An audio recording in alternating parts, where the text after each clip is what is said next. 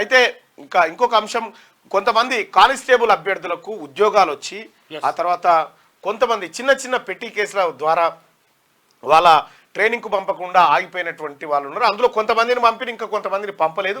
ఆ కొంతమంది అభ్యర్థులు ఇక్కడికి వచ్చారు. అన్వర్ అయాన్ ఇన్స్టిట్యూట్కి సంబంధించినటువంటి అన్వర్ మరి కొంతమందిని ఇక్కడ వాళ్ళ ద్వారా వచ్చి నిన్న సోమాజిగూడ ప్రెస్ క్లబ్లో కూడా నిన్న బషీర్బాగ్ ప్రెస్ క్లబ్లో కూడా దీనికి సంబంధించినటువంటి వివరణ ఇవ్వడం జరిగింది. సో ఈ అభ్యర్థులకు కూడా అవకాశం ఇవ్వాలనేది వాళ్ళు చెప్తున్నటువంటి మాట. మరి ఎవరైతే పోలీస్ రిక్రూట్మెంట్ బోర్డు ఉందో పోలీస్ రిక్రూట్మెంట్ బోర్డులో ఖచ్చితంగా ఈ నిర్ణయం జరగాలి, వీళ్ళు ఏం అన్యాయం చేశారు అనేది చెప్తున్నటువంటి మాట. వీళ్ళు చెప్పే దాంట్లో న్యాయం ఉంది, ఎందుకంటే అవన్నీ అక్విటల్ అయిపోయినటువంటి కేసులు. అంటే కోర్టు నిర్ధారించి కోర్టు నిర్ధారించి వీళ్ళు ఎలాంటి తప్పు చేయలేదని అక్విటల్ చేసిన తర్వాత వీళ్ళు నేరస్తులు కాదు, అంతకంటే కాదు. కాబట్టి ఎంతమంది మిగిలిన ఇప్పుడు యాక్చువల్గా ఏంటంటే 158 మెంబర్స్కి ఆర్డర్ వచ్చేసింది, క్లియర్ కూడా అయిపోయింది, వీళ్ళది మొత్తం క్లియర్ అయిపోయింది, మీరు ట్రైనింగ్ పోవచ్చు అని చెప్పి క్లియరెన్స్ ఆర్డర్ వచ్చింది. ఈ స్క్రీనింగ్ కమిటీ వేసి స్క్రీనింగ్ కమిటీ 158 మెంబర్స్కి అయిపోయింది. వీళ్ళది ఏం లేదు, సమస్య లేదు. వీళ్ళది జస్ట్ ట్రైనింగ్ పోవాలి. ఇప్పుడు training already civil training already start అయిపోయింది. ఇప్పుడు టీఎస్ఎస్పీ వాళ్ళది మొన్న రీసెంట్గా స్టార్ట్ అయితే ఈ 158 మెంబర్స్లో ఆల్రెడీ 80 మెంబర్స్ వాళ్ళని కూడా ట్రైనింగ్ వెళ్ళిపోయారు. ఇప్పుడు మిగిలిన వాళ్ళు మాత్రమే వీళ్ళు ఉన్నారు, 78 మెంబర్స్ ఏమో మిగిలి ఉన్నారు. వీళ్ళు ట్రైనింగ్ పోవాల్సిన వాళ్ళు. ఇదొక సమస్య. ఇప్పుడు వీళ్ళకు నిన్నటి నుంచి మెమో వస్తుంది. నిన్న కూడా ఒక మెమో వచ్చిందట, మీకు 9 నెలల తర్వాత ట్రైనింగ్ ఇస్తామని చెప్పి వచ్చింది.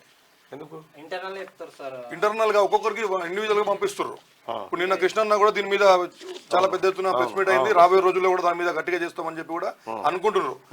విషయం ఏంటంటే అన్న, సేమ్ నోటిఫికేషన్ ఒకటిసారి పిల్లలు సెలెక్ట్ అయ్యారు, చిన్న మాస్క్ పెట్టలేదు, రాంగ్ రూట్ లోకి పోయిండు, ఇలాంటి కేసుల వల్ల కూడా వీళ్ళని ఆపేశారు. ఇప్పుడు కేసు గ్రావిటీని చూసి అట్లీస్ట్ గవర్నమెంట్ ఉద్యోగాలు గతంలో పోస్కో లాంటి కేసుల్లో కూడా అయిపోతే ఇచ్చేసారు. అది కూడా జరిగింది. ఇప్పుడు కూడా సరే ఆ స్క్రీనింగ్ అనేది చేసిర్రు, ఓకే, దానికి మేము అడ్డుపడలేదు, ఖచ్చితంగా చేయాలి కూడా. ఎందుకంటే డిపార్ట్మెంట్ లోకి వచ్చేటప్పుడు ఆ వ్యక్తి యొక్క బ్యాక్గ్రౌండ్ ఏంది, మైండ్ సెట్ ఏంది అనేది కంపల్సరీ అవసరం. దానికి మేము కాదనలే. ఇప్పుడు 158 మెంబర్స్ కి స్క్రీనింగ్ కమిటీ మెమోరాండం ఇచ్చింది, మీరు అందరు క్లియర్ ఉంది, you can go to training అని చెప్పి డైరెక్ట్ గా ఆర్డర్స్ వచ్చేసినాయి. అదే టీఎస్ బోర్డే ఇచ్చింది ఇది. కానీ ఇప్పుడు వీళ్ళకి ట్రైనింగ్ పంపడానికి ఒక్కొక్క ట్రైనింగ్ సెంటర్ లో 2-3 పడతారన్న. దీనికి సపరేట్ గా ఒక ట్రైనింగ్ సెంటర్ పెట్టి పోవాల్సిన అవసరం లేదు. ఎంతమంది 158 లో 80 ఆల్రెడీ వెళ్ళిపోయారు. ఇక 78 మంది మొత్తం రాష్ట్ర వ్యాప్తంగా ఇది వేరే వేరే జిల్లాలు వేరే వేరే కమిషనరేట్లకు పోతారు. వీళ్ళు ఒక్కొక్క 2 బెడ్లు పడతాయి కావచ్చు ఎక్స్ట్రాగా. ఒక్కొక్క ట్రైనింగ్ సెంటర్ లో 2-3 పోతారు. అడ్జస్ట్ చేయాలనుకుంటే వెంటనే అడ్జస్ట్ చేయాలి. ట్రైనింగ్ స్టార్ట్ అయింది ఆల్రెడీ. ట్రైనింగ్ ట్రైనింగ్ స్టార్ట్ అయ్యి ఒక 43 రోజులు అయింది సార్. ఆల్రెడీ లిస్ట్ వచ్చే నాటికి పంపించాలంటే అడ్జస్ట్మెంట్ చేసి పంపించాలంటే పంపించచ్చు సార్. కాకపోతే వీళ్ళు ఏమనుకున్నారు సార్, ఇప్పుడు ఒక 9 నెలలు మళ్ళీ ఒక 9 నెలలు సమస్య ఏంటంటే మళ్ళా ఈ లోపు ఏదైనా మళ్ళీ అవుతుంది. సమస్య ఏంటంటే మళ్ళా లైవ్ లో ఒక అబ్బాయి ఉన్నాడు సార్, యాక్సిడెంట్ అయిన అబ్బాయి. ఇప్పుడు సమస్య ఏంటంటే మళ్ళా ఇప్పుడు ట్రైనింగ్ పోయేది పోలీస్ డిపార్ట్మెంట్. ఇది ట్రైనింగ్ పోయేటప్పుడు పిల్లల యొక్క మెడికల్ కూడా చాలా అవసరం పడుతుంది. రేపు ట్రైనింగ్ చేయకపోతే మళ్ళీ అక్కడ నుంచి తీసేస్తారు వీళ్ళను. ఇప్పుడు ఆల్రెడీ 2-3 సంవత్సరాలు వీళ్ళు ప్రిపరేషన్ కి దీనికి ఎంత ఇబ్బంది పడతారో మీరు చూసారు.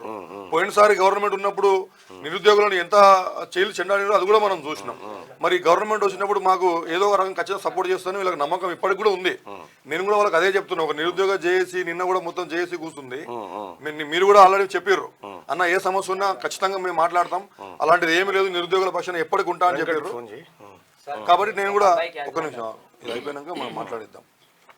ఇప్పుడు సమస్య ఏం లేదన్నది, వీళ్ళని ట్రైనింగ్ పంపించేస్తే ఇంకొక సమస్య తలెత్తదు. కొంతమంది వాళ్ళకి ఇంకా ఆర్డర్ రాలే, స్క్రీనింగ్ ఆర్డర్స్ రాలే, వాళ్ళు నాన్ సెలెక్టెడ్. వాళ్ళు నాన్ సెలెక్టెడ్ అంటే సెలెక్టెడే జాబ్లు వచ్చిన వాళ్ళే. 158 మెంబర్స్ కి 158 మెంబర్స్ కి స్క్రీనింగ్ ఆర్డర్ వచ్చేసింది. అంటే వీళ్ళకి క్లియర్ అయిపోయింది, వాళ్ళకి ఇంకా క్లియర్ కాలే. వాళ్ళని కూడా సేమ్ ప్రాబ్లమ్స్ ఉన్న వాళ్ళే, చిన్న కేసులు, చిన్న ఇబ్బందులు ఉన్న వాళ్ళు.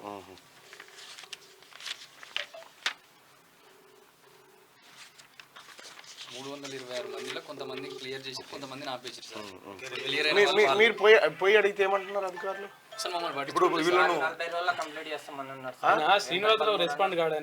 ఇప్పుడు వేమ్ నరేందర్ అన్న ఇంతకుముందు మన పిల్లలు కలిసినప్పుడు ఒక 40 days పంపిస్తామని చెప్పి ఒక ఆఫీసర్ ఫోన్ చేసి చెప్పిండంట.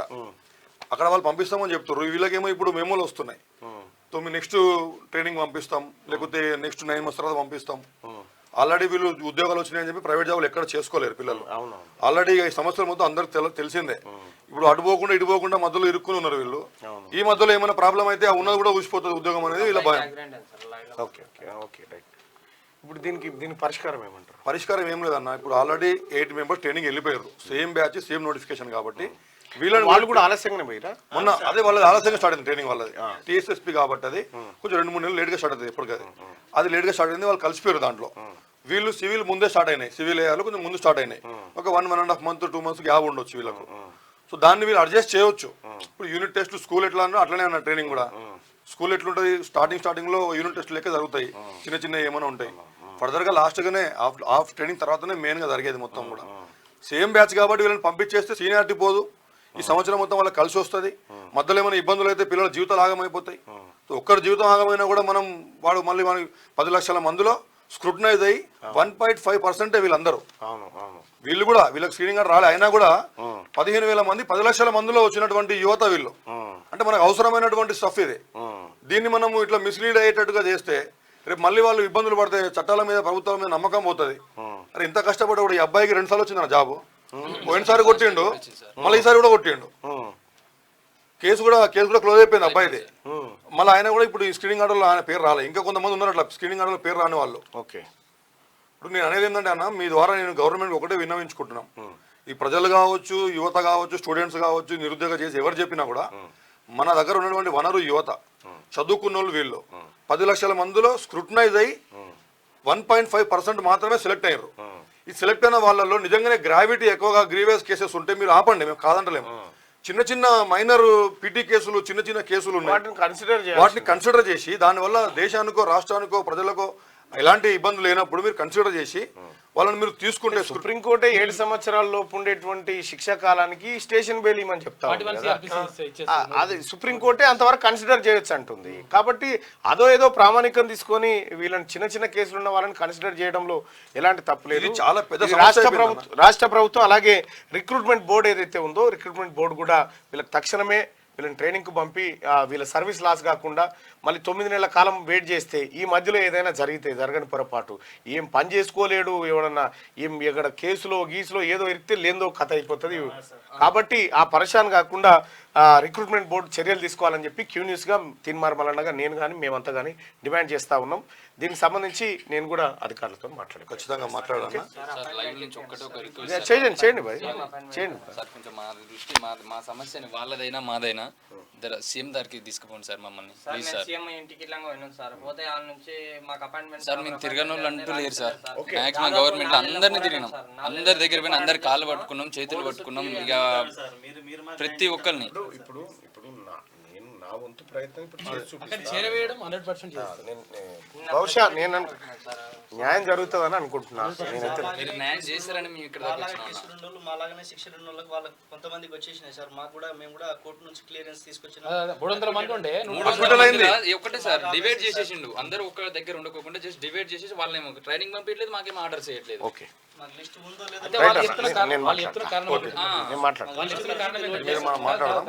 కాంప్రమైజ్ 120 మంది, ఇంకొక 50 మెంబర్స్ రాలేదు. అందరూ కూడా చిన్న సెక్షన్. ఒకసారి సెక్షన్ చూస్తే మీకే అర్థమవుతుంది ఎంత చిన్న సెక్షన్ అనేది. చాలా చిన్న సెక్షన్ కావాలని రాబోయే నోటిఫికేషన్ లో కూడా మళ్ళా 307 లోనే ఒక్కరిద్దరు 307 రెడ్ విత్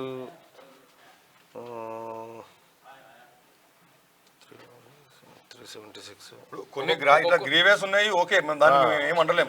ఇప్పుడు 290 చిన్న కేసులు కూడా ఉన్నాయి. ఇప్పుడు కొన్ని కేసులు ఆల్రెడీ అక్విటల్ అయిపోయినాయి. ఇప్పుడు చూడు 324, 506 ఎక్కడైనా చిన్న గొడవ అయితే జస్ట్ నెట్టేసిన 324 చేస్తారు. ఇప్పుడు దాన్ని కూడా అక్విటల్ అయిపోయింది మళ్ళీ ఈ అక్విటల్ ఇక్కడ. సో ఇలాంటి ఏంటంటే చిన్న కేసులు అక్విటల్ అయినాయి ముఖ్యంగా. ఒక్కొక్కరు 2-3 నోటిఫికేషన్ నుంచి కొడుతూనే ఉన్నారు సార్. ఉండి కూడా పోలేకపోతారు. ఇవి చేయాల్సిందే. ఇప్పుడు ట్రయల్ లో ఉన్నాయి, ఆపినా పర్లేదు అన్న, ఇబ్బంది లేదు. అక్విటల్ అయిపోయినాయి, కేసు క్లోజ్ అయిపోయింది. మీరు అడగడం కరెక్టు, అది చేయాల్సింది.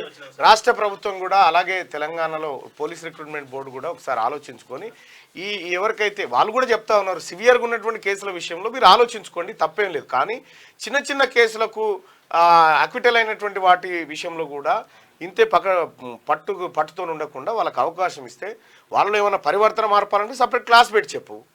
గత 3 సంవత్సరాల నుంచి కూడా పరివర్తన మార్పు తేవాలనుకుంటే ఏదైనా ఒక ప్రత్యేక క్లాస్ పెట్టైనా చెప్పు. కేవలం వీటి కోసం అనే ఇప్పుడు అన్న వాళ్ళు పరివర్తన అయ్యారు కాబట్టి సంవత్సరాల తరబడి కూర్చొని చదువుకుంటూ ఉద్యోగాలు సాధించారు. ఇప్పుడు ఆల్రెడీ వాళ్ళు ప్రూవ్డ్, వాళ్ళ గురించి మళ్ళీ మనం వాళ్ళ క్యారెక్టర్ను ప్రూవ్ చేయాల్సిన అవసరం లేదు.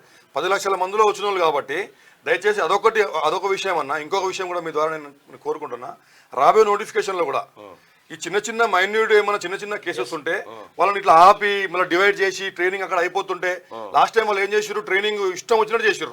ఒకరికి ఆర్డర్ ఇచ్చేసారు, జియో 46 ఏమో అక్కడనే ఉంది, వీళ్ళేమో డైరెక్ట్ రిజల్ట్ ఇచ్చేసారు. కావాలని విభజించి మొత్తం అందరూ గందరగోళం చేసేసి ఏదో ఒక రకంగా ఆపాలి. ఎలిమినేషన్ మెథడ్ పాటించారు అన్న వాళ్ళు. ఎట్లా దీన్ని సాల్వ్ చేయాలని చూడలే.